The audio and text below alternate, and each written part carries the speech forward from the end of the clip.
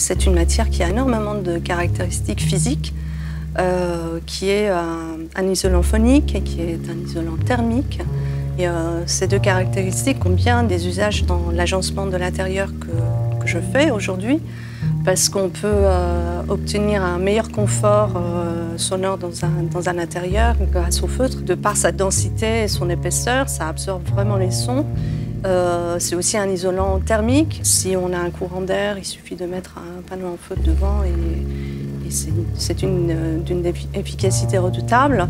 C'est aussi une matière qui est hydrofuge, qui me sert moins parce que dans l'agencement d'intérieur, c'est pas tellement utilisé.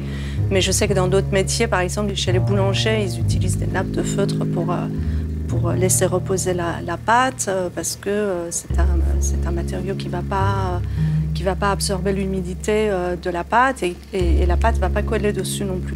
Et c'est aussi utilisé beaucoup dans l'industrie, c'est utilisé dans les pianos pour amortir le son du clavier, c'est utilisé le feutre, ce qu'on appelle le feutre pour dessiner. C'est réellement une mine de feutre à l'intérieur qui est imbibée d'encre et qui, au fur et à mesure, laisse l'empreinte de l'encre. Voilà, il y a énormément d'utilité.